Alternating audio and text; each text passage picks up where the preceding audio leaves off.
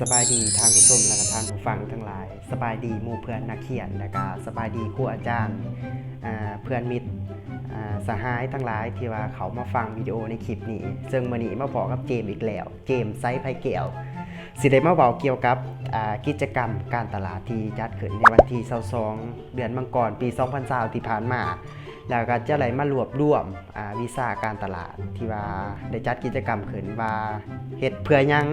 มีจุดประสงค์หยังซึ่งเจมก็ได้รวบรวมบทเรียนที่ถอดถอนจากครูอาจารย์ผู้ที่เพิ่นได้ซิดซ้อนมาซึ่งมื้อนี้เจมสิได้มาเว้าและอัดคลิปให้ทุกคนได้เบิ่งได้ฟังนํกันซึ่งคำถามที่เจมอยากจะมาตอบก็คือเป็นคำถามกิจกรรมการตลาดที่จัดขึ้นเพิ่นจัดเพื่อหยังแน่นอนแล้วว่าทุกคนเฮานี่เรียนทฤษฎีอย่างเดียวนี่แม่นบ่พอเรียนทฤษฎีอย่างเดียวบ่พอมันต้องได้เรียนตัวจริงนำเรียนแล้วก็ต้องเอาทฤษฎีสมมุติว่าเรียนทฤษฎีแล้วเฮาต้องเอาไปประพฤติปฏิบัติเพื่อให้มันเกิดผลถ้าเฮาบ่ไปประพฤติปฏิบัติสิ่งที่เฮาเรียนมาก็สูญเปล่าและวีซ่าสำหรับในเบื้องของสถาบันการธนาคารนี่ก็ยังบ่ทันมีเทื่อเพราะฉะนั้นเพิ่นจึงสิได้จัดกิจกรรมการตลาดขึ้นยกตัวอย่างมศหรือว่ามหาวิทยาลัยแห่งชาติมันจะมีอยู่ในหลักสูตรหนึ่งของการเขียนหมายความว่าบ่ได้เฉพาะแต่วิชาการตลาดอย่างเดียวมันยังรวมหลายๆวิชาเข้ากัน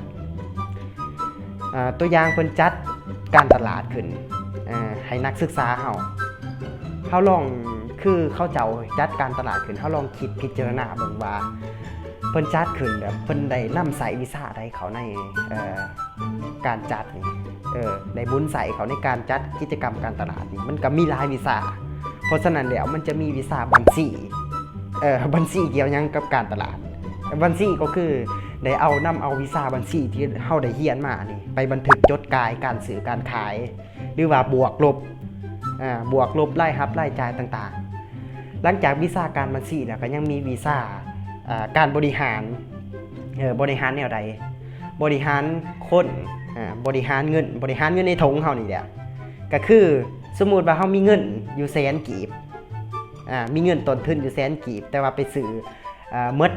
150,000กีบแสดงว่าเจ้าบริหารเงินบ่หลายเด้อบริหารคนคือแนวใดก็คือบริหารสมมุติว่าเฮาบ่เบียดให้ผู้อยากให้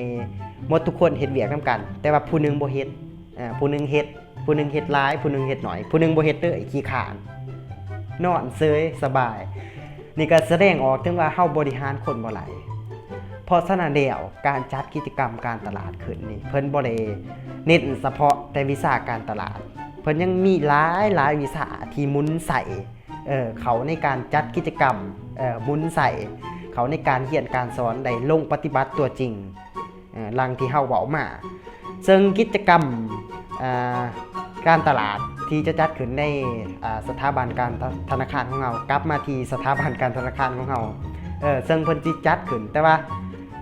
เพิ่นแต่ละปีนี่เพิ่นได้จัดขึ้นตั้งแต่มีวิชาการตลาดแต่ว่าเพิ่นสิจัดในรูปแบบของตลาดขนาดน้อยแต่ว่าปีนี้เพิ่นจัดในขนาดที่ว่าใหญ่พอสมควรนักศึกษาของเราก็มีมากหน้าหลายตาเขามาร่วมสื่อขาย